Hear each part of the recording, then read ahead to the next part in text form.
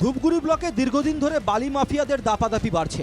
অভিযানে পুলিশের হাতে গ্রেপ্তারও হয়েছে কিছু বালি মাফিয়া। আবারও সেই একই চিত্র, তবে এবার বালি পাচার রুখতে গিয়ে বালি মাফিয়াদের হামলার শিকার খোদ পুলিশ। ঘটনার সূত্রপাত এলাকায় একটি বালি বোঝাই ট্রলি আটক করে পুলিশ। এরপর স্থানীয় বেশ কয়েকজন মিলে কর্তব্যরত পুলিশ কর্মীদের ঘিরে ধরে প্রথমে শুরু হয় বচসা, এরপর হেনস্থা, তারপরে পুলিশের সাথে ধস্তাধস্তি বেঁধে যায়। এমন পরিস্থিতিতে কার্যত অসহায় পুলিশ কর্মীরা। খবর পেয়ে ঘটনাস্থলে ছুটে যায় ধূপগুড়ি থানার আইসি এবং এসডিপিও সহ বিশাল পুলিশ বাহিনী। বালু বোতলে গাড়ি ধরছে, পুলিশ ধরছে। আচ্ছা, ওই নিয়ে একটু গন্ডগোল হয়েছে, মোটামুটি ধাক্কাধাক্কি হয়েছে। শোনা গেল পুলিশকে আটক করছে। হ্যাঁ, পুলিশকে আটক করছে। পুলিশকে তো ঘরে ছিল। আচ্ছা। হ্যাঁ, আমরা তো ঘরে, আমি অঞ্চল সভাপতি, আমি পুলিশের সাথে বসেই ছিল। পুরা ধস্তাধস্তি হচ্ছে আর কি। তারপর তো আমরা বললাম যে না, এখন কেসাল করা যাবে না, পুলিশের সাথে কেসাল করা মানে আমাদের কেসাল দেওয়া হবে। তারপরে দেখলাম আমি এসে আমার দুজন অফিসারকে নিয়ে ঘরে ভেতরে ছিল।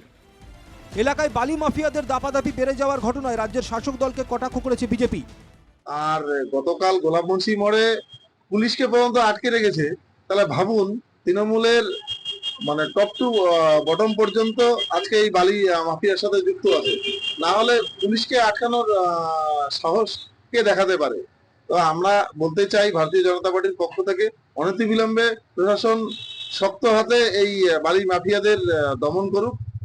শুনুন, এইটা তো আমরা তো আর সেইভাবে পাহারা টাহারা দেই না, কিন্তু আমাদের যেটা খবর আছে প্রায় হয়ে থাকে। আমরা কিন্তু বিভিন্নভাবে মানে বিষয়গুলো প্রশাসনকে এর আগে জানাইছিলাম। তো যাই হোক, তো হয়ে থাকে, এটা হবে না এমন কোনো কথা না।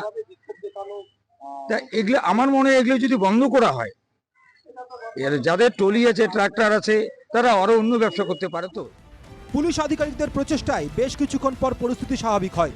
ঘটনায় জড়িত সন্দেহে রাতেই ওই এলাকা থেকে দুজনকে আটক করেছে পুলিশ। ইতিমধ্যেই তাদের জলপাইগুড়ি আদালতে পেশ করা হয়েছে। ঘটনায় প্রায় 40 জনের নামে মামলা রুজু করেছে পুলিশ। পুলিশ সূত্রে খবর, ঘটনায় জড়িত আরও কয়েকজনের খোঁজে তল্লাশি চালাচ্ছে পুলিশ। জলপাইগুড়ি থেকে রাজীব মুখার্জির রিপোর্ট, NK TV বাংলা।